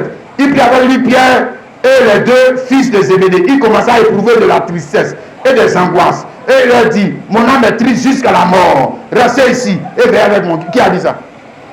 C'est Jésus-Christ. Jésus-Christ a connu ça. Voilà. Donc, connaître ça n'est pas, c'est pas mauvais. c'est pas mauvais. Ça montre que tu es un enfant de Dieu. Ça montre que tu es un enfant de Dieu. Autrement, toi, tu t'en fous. Tu vas faire quoi avec ça là-même? Tu t'en fous de ça? Donc, ce qui te préoccupe, c'est pas, je n'ai pas de Jésus. Ce qui te préoccupe, regarde les autres sont en train de voyager. Regarde ce qui te préoccupe, regarde ce qu'ils sont en train de prendre le monde. Regarde, ils sont en train de prendre ce qui va expirer. Et c'est ça ta préoccupation. C'est ça ta préoccupation. Toi, tu as appelé à quoi? Hein? Mon frère, ma soeur. Regarde d'ailleurs, quand l'ange est venu au secours d'Élie, quand on a lu là, quand l'ange est venu au secours d'Élie, il n'a pas dit, mais qu'est-ce que tu es en train de faire là? Tu es en train de gâter mon nom? Hein? Tu me fais honte. Et pourquoi tu es abattu? Et pourquoi tu es découragé? Hein? Pourquoi tu te comportes comme ça? Mais tu n'as pas de foi. Tu n'as pas de foi. Est-ce qu'il a dit ça? Est-ce qu'il a blâmé? Est-ce qu'il est venu le blâmer parce qu'il a dit que Seigneur, ma foi est finie? Mon amour est fini. Seigneur, ma force est finie. Seigneur, je suis à bout de force. Est-ce qu'il a blâmé? Non. Non, il n'a pas blâmé. Est-ce que c'est normal? C'est normal. Et ça arrivé. Hein? Mais parce qu'il nous montre un type. Il nous montre un type, numéro 1, que le souffle de vie que nous avons hérité, ou bien la nourriture même que nous mangeons de ce souffle de vie n'est pas suffisant pour faire l'œuvre de Dieu. N'est pas suffisant pour faire la volonté de Dieu.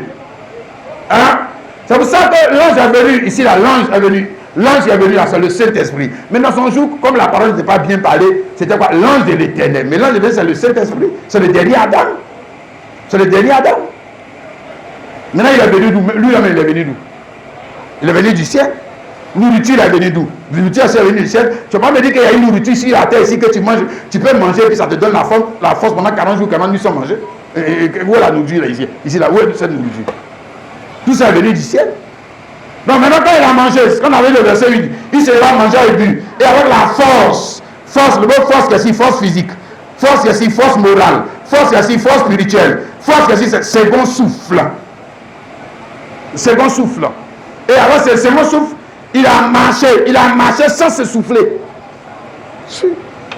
Il a marché en temps normal. Toi, tu peux marcher 40 jours, 40 nuits sans te souffler. Avec le souffle que ton papa t'a donné là. Toi, tu peux.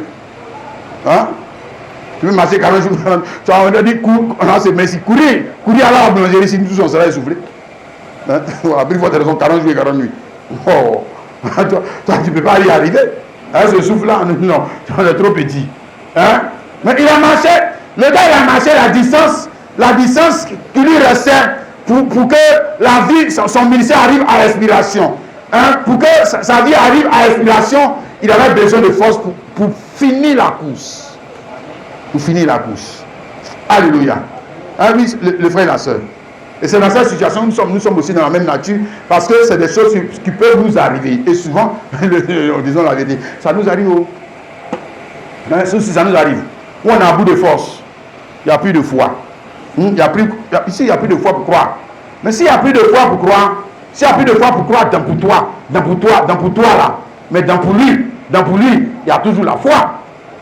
Hein? C'est pour toi. Pour moi, on peut expirer. C'est-à-dire le souffle de vie peut expirer, la foi peut expirer, et toutes ces choses peuvent expirer. Mais il y en a un, c'est ça qu'on essaie de te montrer. Il y en a un qui est le relais. Et comme pour Élie le prophète, pour lui est fini. Mais il y a eu un relais. Donc quand pour lui est fini, il dit que quand quelqu'un qui a fait un accident et il est tombé, on l'envoie aux urgences. Donc comme ton souffle de vie est fini, on met maintenant oxygène. Donc on prend pour quelqu'un d'autre.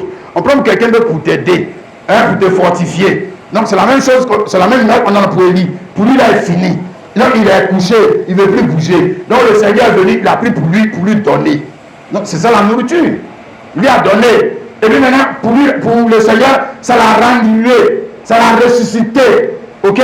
Mais ça l'a ressuscité plus que ce qu'il était avant. Puisqu'il a marché 40 jours, 40 nuits, sans s'arrêter. Donc mieux que ce qu'il était avant. C'est mieux. Hein? Il n'a pas ramené où il était. Non. Il n'a pas ramené là. Il l'a ramené dans la force de cette nourriture, dans la force de ce souffle de vie qui est venu d'en haut pour lui donner la capacité d'achever le chemin qu'il lui restait à faire. Amen. C'est ça que nous avons. C'est de ça dont il est question dans ce temps de la fin. Dans ce temps de la fin. Alléluia. Pour achever la course. Hein, comme Paul l'a dit en 2 Timothée. Hein, je t'invite à lire, c'est la 2 Timothée chapitre 4, le verset 6 à 7. 2 Timothée chapitre 4, le verset 6 à 7. Voilà, il parle d'achever la course. C'est pas seulement commencer la course. Voilà, nous on veut achever. Car pour moi, je sais déjà les libations. Et le moment de mon départ approche. J'ai combattu le bon combat. J'ai achevé la course. J'ai gardé la foi. Tu as vu ça, non? Amen. Alléluia. Et pourquoi a-t-il pu achever la course? Pas parce qu'il est fort. Non, pas parce qu'il est fort. Mais parce qu'il avait un autre souffle de vie sur lequel il pouvait compter pour avoir la force pour achever la course. Alléluia. Amen. C'est ça qu'on a vu pour Élie. Comment Élie, le prophète, a pu achever la course? Pas par sa propre force, mais la force qui lui est venue du salut du Seigneur, l'ange du Seigneur et la nourriture lui a donné un second souffle. Et avec ce second souffle, on a vu qu'il ne pouvait plus s'essouffler. Hein? Puisqu'il a pu marcher 40 jours et 40 nuits sans s'essouffler. Ce qui n'est pas, on va dire quoi, c'est quelque chose d'extraordinaire. Ce n'est pas quelque chose de courant, ce n'est pas quelque chose d'ordinaire. Amen. Maintenant, quand la parole rentre sur son vrai visage, il s'agit de quoi? La vie de Jésus-Christ. Amen. Dans le croyant, hein, dans l'homme, qui est maintenant de la race de Jésus-Christ. Ok? De sorte qu'il puisse aussi, comme Paul, comme Pierre, comme les autres, achever la course. Amen. Oui, mon frère, ma soeur. Parce que pour achever la course, il faut plus que la force matérielle. Il faut plus que la force physique. Monsieur, autrement tu ne peux pas achever cette course-là. Jamais. Bon, tu vas commencer, mais achever, non. Achever, non. Or, c'est ceux qui vont achever la course, comme l'a dit au verset 8, désormais la couronne de Jésus m'est réservée. Donc, ceux qui vont, comment on peut couronner quelqu'un qui n'a pas achevé la course? Comment? On ne couronne que celui qui achève la course. On va dire que j'avais bien commencé, je faisais bien. On dit comment tu as fini? Non, mais je n'ai pas fini. Mais si tu n'as pas fini, c'est que tu n'es pas dedans. Tu n'es pas dedans. Voilà, tu n'es pas parmi les gens qu'on va couronner. Voilà. Maintenant, celui qui a achevé la course là, amen, qui a gardé, en achevant la course, il a gardé la foi. C'est lui qu'on va couronner. Mais comment peut-il achever la course? Parce qu'il y a en lui un autre souffle de vie qui fait que quand il est soufflé, le souffle de vie de Jésus-Christ prend le relais. Quand pour toi là est fini. Hein? Quand tu penses que tout est fini, quand tu penses que c'est fini, ce n'est pas fini. Parce que le souffle de vie de Jésus-Christ ne finit pas. Hein? Hébreux 7, le verset 22. Jésus est par cela même le garant d'une alliance plus excellente. Jésus est par cela même garant. Garant, ça veut dire quoi? C'est quelqu'un qui se place comme étant la caution de quelqu'un d'autre. Il se rend responsable de ce que quelqu'un d'autre va faire dans les actes, dans ses paroles. S'il ne paye pas, s'il ne peut pas payer, moi je dois payer. C'est ça garant. Hein? Donc quand on va venir l'encaisser et qu'il ne peut pas payer parce que pour lui ses ressources sont finies, ses ressources morales sont finies, spirituelles sont finies, même matérielles, physiques sont finies, pour moi, je vais lui donner. Et puis il va achever la course. Alléluia. Tu vois ça, les frères et les sœurs? L'alliance dans laquelle nous sommes, amen, et le souffle de vie que Jésus nous a donné. Alléluia. C'est pour ça que chaque jour quand on vient dans ce lieu de culte, on doit chanter, hein, les frères. Voilà, même si tu n'es pas content, chante. Chante les cantiques, parce que on t'a donné quelque chose qui ne peut pas expirer. Si, on peut donner quelque chose qui ne peut pas expirer. Les autres vont expirer. Hein? Les autres vont expirer un jour. Les autres choses vont expirer, mais pas le souffle de vie de Jésus-Christ. Quand tu vas pousser le dernier soupir, c'est qu'il y a un souffle de vie. C'est en même temps, c'est comme quelqu'un dit, le courant se coupe, net, le générateur prend la marche en même temps. Non, oui. Quand le souffle de vie que ton père et ta mère t'ont donné va arriver à expiration et que tu vas pousser le dernier soupir pour quitter ce monde, il y a un autre souffle de vie qui te suit. Qui te suit. Alléluia. Alléluia. Voyez, tu rentres maintenant dans le monde où ce souffle de vie, est glorifié. Est glorifié. Parce que tu rentres maintenant dans ton monde. Tu rentres maintenant dans ta nation. Alléluia. Et c'est là que tu vas comprendre la vie de Jésus-Christ. Tu vas comprendre le salut en Jésus-Christ. Tu vas comprendre. Et pour l'autre aussi qui n'a pas accepté, c'est là qu'il va comprendre qu'il a commis la faute qu'il ne fallait jamais commettre dans la vie. C'est la faute qu'il ne faut jamais commettre dans la vie. Refuser le souffle de vie de Jésus-Christ. C'est la faute qu'il ne faut jamais commettre. Ne commets jamais cette faute. Ne commets jamais cette faute. Parce que quand la chose va te dépasser, où est-ce que tu vas trouver les ressources pour continuer de marcher? Parce que quand la chose sera au-dessus de ta capacité financière et morale, où est-ce que tu vas trouver la ressource pour continuer d'exister? Où est-ce que tu vas trouver ça? Si tu n'as pas le souffle de la vie de Jésus en toi. Alléluia. Amen. Qui te pousse à agir. Qui te pousse à agir au-delà de tes capacités, au-delà de ta force, au-delà de ton intelligence, au-delà de ta sagesse, qui te pousse à faire des choses que normalement, un homme normal ne peut pas agir comme ça. Un homme normal ne peut pas marcher 40 jours et 40 nuits sans jamais s'essouffler. Un homme normal ne peut pas marcher de la crainte de Dieu sans jamais s'essouffler. Un homme normal ne peut pas faire le bien sans jamais s'essouffler. Un homme normal ne peut pas adorer Dieu sans jamais s'essouffler. Mais un homme qui a le souffle de vie de Jésus, il peut adorer Dieu sans jamais s'essouffler. Il peut prier sans jamais s'essouffler. Il peut faire la chose de Dieu sans jamais s'essouffler. Il peut prier autant d'heures, autant de temps qu'il veut. Il ne peut jamais s'essouffler. Parce que le souffle de vie en lui, ce n'est pas un souffle de vie normal. C'est le souffle de vie du dernier Adam. Ce sont des hommes spéciaux. C'est une race d'hommes. Alléluia. Particulière. Alléluia. Là où les autres sont en train de s'essouffler, c'est maintenant que lui se bonifie. C'est ça, non, les frères? Amen. Ils n'arrivent plus à prier. Ils n'arrivent plus à faire l'œuvre de Dieu. Ils sont fatigués. Ils ont essoufflé. Ils sont essoufflés. Ah, on a trop fait. Ah, on a trop prié. Ah, on a trop fait. Mais on n'a qu'à faire quoi? On n'a qu'à faire quoi? Dites-moi qu'on fasse quoi? On n'a qu'à arrêter de respirer comme Jésus respire. Non. C'est notre vie, c'est notre nature.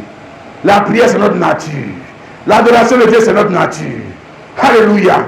Quand le physique est fatigué, quand le physique est épuisé, quand le physique est à bout de souffle, quand le physique en a assez, l'Esprit de Dieu vient en relais. Alléluia. Je lui dis, tu te lèves mon enfant et tu pries. Alléluia. Tu te lèves mon enfant et tu commences tout de suite de faire le bien. Tu te lèves mon enfant. Alléluia. Il y a une force surnaturelle. C'est ça le Saint-Esprit, mon frère, ma soeur. C'est pas parler en langue seulement, monsieur. C'est pas crier, c'est pas casser les chaises. C'est la vie vécue, au-delà des capacités humaines. C'est ça le Saint-Esprit. La vie vécue, au-delà des capacités humaines, qui transcende l'homme, qui dope la vie de l'homme, qui fait qu'il n'a pas besoin de drogue, il n'a pas besoin de cigarettes, il n'a pas besoin de dopant, mais le Saint-Esprit lui-même est l'action dopante dans la vie de l'homme, qui le permet d'être performant. Il va de performance en performance. Il va de gloire en gloire. Comme par le Seigneur l'Esprit. Crois-tu ça, ma soeur, mon frère? Oh, ne meurs pas sans cela. Alléluia. Oh, ne meurs pas sans cela, sinon tu vas regretter. Ne meurs pas sans cela, mon frère, sinon tu vas regretter. Ma soeur, ne meurs pas sans cela. Mon frère, ma soeur, si tu meurs sans cela, tu vas le regretter. Tu vas le regretter. Tu vas le regretter. Oh, que Dieu nous aide. Ah, nous allons arrêter là. Et nous allons chanter ensemble ce chant numéro 29. Je vis d'une vie qui ne peut mourir, car Jésus, la vie éternelle, habite dans mon cœur.